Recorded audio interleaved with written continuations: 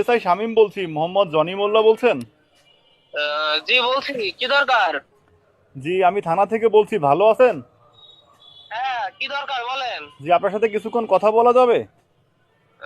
জি জি বলেন। আচ্ছা, আমি ফোন দিয়েছি, আপনার বাবার নাম তো রুহুল মোল্লা না?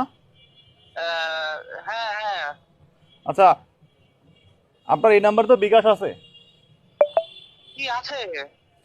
গত 15 তারিখ সকাল 11:30টার সময় আপনার এই নাম্বারে লাস্টে 18 থেকে 5,500 টাকা মোবাইলে ক্যাশ ইন হয়েছিল। টাকাটা পাইছিলেন? কিন্তু আপনি কে বলছেন? আমি এসআই শামীম বলছি, শামীম হাসান, থানা থেকে বলছি। কি, আপনার ট্রু কলারে আপনার নাম এসআই শামীম সাইবার ক্রাইম লেখা রয়েছে। আচ্ছা, তার মানে আপনি তো নিশ্চিত হতে পারছেন যে আমি পুলিশ? জি স্যার। আচ্ছা জি, আমাকে একটু তথ্য দিয়ে সহায়তা করবেন। 15 তারিখ সকাল 11:30টায় লাস্টে 18 থেকে 5,500 টাকা আপনার নাম্বারে ক্যাশ ইন হয়েছিল। টাকাটা পাইছিলেন? না স্যার, আমি তো কোনো টাকা পয়সা পাইনি। আপনি কোনো টাকা পাননি, শিওর? না না স্যার, একদম শিওর, আমি সত্যি কথা বলছি, কোনো টাকা পয়সা পাইনি স্যার, আচ্ছা, বিশ্বাস। আপনার গ্রামে যে কলেজটা আছে, কলেজের গেটে মোশাররফ হোসেনের বিকাশের দোকান আছে?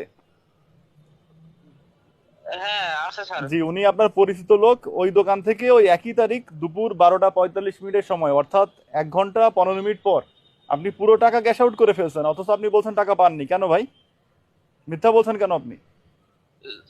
স্যার, মানে আসলে ওইটা টাকা তুলছিলাম স্যার। জি জি, ওইটা আমার পাওনা টাকা স্যার, টাকা পেয়েছিলাম। এটা আপনার পাওনা টাকা? জি স্যার, এটা আমার পাওনা টাকা, উনি ওনার কাছে টাকা পাঠালাম আমি। আচ্ছা, উনি থানায় জিডি করেছেন যে এই নাম্বারে উনি ভুল ক্রমে টাকা পাঠাইছেন, বাবার ওষুধ কেনার জন্য টাকা পাঠাতে গিয়ে ভুলে আপনার নাম্বারটা দিছে। আচ্ছা, যদি পাওনা টাকা হয় তাহলে সে মিথ্যা তথ্য দেওয়ার জন্য আমরা তার বিরুদ্ধে ব্যবস্থা নিব। তাহলে আমাকে আরেকটু তথ্য দিবেন। পাওনা জি। টাকা তার মানে তো যে আপনাকে টাকাটা দিছে আপনি তাকে চেনেন, তাই তো? হ্যাঁ স্যার, আমি চিনি তাকে, আমার বন্ধু হয়। আচ্ছা, আপনার বন্ধু হয়, আপনাকে চেনেন, তাহলে তো খুব ভালো হলো। তো জি। প্রকৃত তথ্য হচ্ছে এই অ্যাকাউন্টটা হ্যাক হয় এবং যিনি যিনি হ্যাক করছিল উনি এই টাকাটা পাঠাইছে। তাহলে আপনি ওই হ্যাকারের নাম ঠিকানা, মানে যে আপনাকে টাকা পাঠাইছে, যার কাছে টাকা পেতেন, তার নাম ঠিকানা আমাকে দেন। তাহলে আমরা তো হ্যাকারকে পেয়ে যাচ্ছি। কারণ এটা হ্যাক হয়েছিল, না হ্যাকারের নাম ঠিকানা দেন, মানে যে যার কাছে টাকা পেতেন সেই হ্যাকার, তার নাম ঠিকানাটা আমাকে বলেন। আপনি আমতা আমতা করছেন কেন? আপনি কি হ্যাক করছিলেন, না হ্যাকারের লোকের সাথে আমি জড়িত? স্যার, উনি টাকা স্যার, টাকাটা ওই ওই বাবার অসুস্থ, ওনারই টাকা স্যার। আমি ওনার টাকাটা ভুল করে তুলে নিছি স্যার, লোভ সামলাতে পারিনি। উনি আমার অনেকবার কল দিল, নাম্বার ব্ল্যাক লিস্টে ফেলাই দিছি স্যার, আমার আচ্ছা। মাফ স্যার। আচ্ছা, তাহলে এবার আপনি জায়গা মতো আসছেন। আমি আপনাকে তথ্য বের করার জন্য এটা বলেছি যে আইডি হ্যাক হয়েছিল। উনি তো আপনাকে অনেকবার ফোন দিয়েছিলেন। উনি একটা ওষুধ কোম্পানিতে চাকরি করেন, ওনার বাড়ি হচ্ছে রাজবাড়িতে, উনি আসেন ঝিনাইদাতে। আর আপনি তো যশোরে আছেন, যশোরে টাকাটা ভুল ক্রমে চলে গেছে। তো উনি আপনাকে বলেছিল যে ভাই আমার বাবা অসুস্থ, ওষুধ কেনার টাকা পাঠাচ্ছি, হাসপাতালে ভর্তি আছে, এটা বলার পরে টাকাটাকে দেননি। উনি চাকরি করেন ওষুধ কোম্পানিতে, সেলসে আছেন, মেডিকেল রিপ্রেজেন্টেটিভ। জি স্যার, কিন্তু আমি ভাবছিলাম যে উনি হয়তো মিথ্যা কথা বলছে টাকাটা ফেরত নেওয়ার জন্য। হ্যাঁ, আমি, উনি তো ওষুধ কোম্পানিতে চাকরি করে, তাহলে ওষুধ কেনার কি দরকার? উনি ওষুধ কোম্পানি চাকরি করে, ওষুধ কেনার কি দরকার? মানে যারা ওষুধ কোম্পানিতে রিপ্রেজেন্টেটিভে কাজ করে আপনি জানেন তাদের কত পরিশ্রম করা লাগে। আর সবচেয়ে বড় বিষয়, টাকাটা তো আপনার না। আপনার টাকা না হলে আপনার রাখার কোনো অধিকার নেই। টাকাটা তার, টাকা তাকে আপনার ফেরত দিতেই হবে, নাম্বার ওয়ান। আর নাম্বার টু হচ্ছে, ওষুধ কোম্পানিতে চাকরি করলে ওষুধ পাওয়া যায় ব্যাপারটা এমন না। হয়তো উনি ওষুধ কিনলে ডিসকাউন্ট পেতে পারে 10%, 15%, বা কোম্পানি যা দেয়। সবচেয়ে বড় বিষয়, টাকাটা যেহেতু আপনার না, আপনাকে উনি বারবার ফোন দিয়েছিলেন, বলেছিলেন আমার বাবা অসুস্থ, হাসপাতালে ভর্তি আছে, ওষুধ কিনতে হবে, তারপরও টাকাটা আপনি দেননি। আচ্ছা, আপনার ফেসবুকে প্রোফাইল পিকচার পালসার মোটরসাইকেলের সাথে না? জি স্যার। নীল শার্ট পরা একটা। জি জি, আর এই আপনি তো। মুহূর্তে আপনার অ্যাকাউন্টে 8,000 টাকা আছে, ছিল হচ্ছে 142 টাকা। মোট এই মুহূর্তে আপনার অ্যাকাউন্টে আছে 8,142 টাকা, সঠিক? জি স্যার, আপনি তো আমার সব তথ্য বের করে ফেলছেন স্যার, জি, আমার ভুল আমি আমি করে দেন। আপনার এ টু জেড সব তথ্য বের করে ফেলেছি। এবার আপনি যদি তার পাওনা টাকা তাকে ফেরত না দিয়ে দেন, তাহলে আপনার বিরুদ্ধে আইনগত ব্যবস্থা নেওয়া হতে পারে।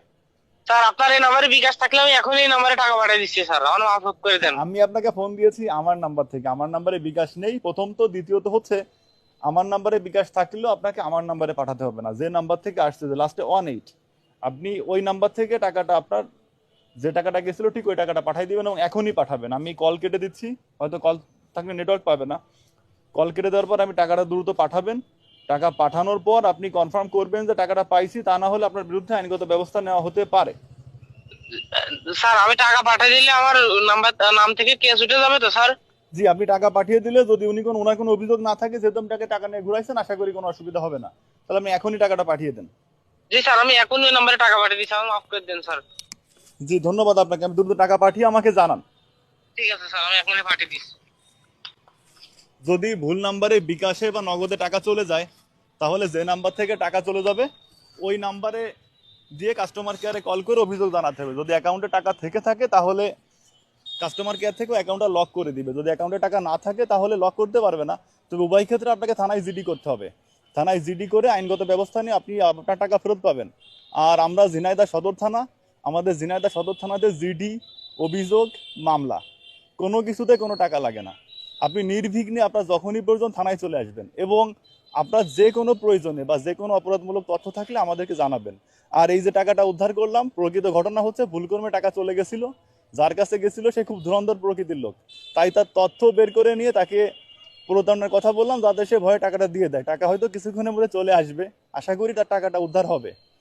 আর সবাইকে জানানোর জন্য লাইক, কমেন্ট, শেয়ার করতে অনুরোধ করছি। ধন্যবাদ সবাইকে।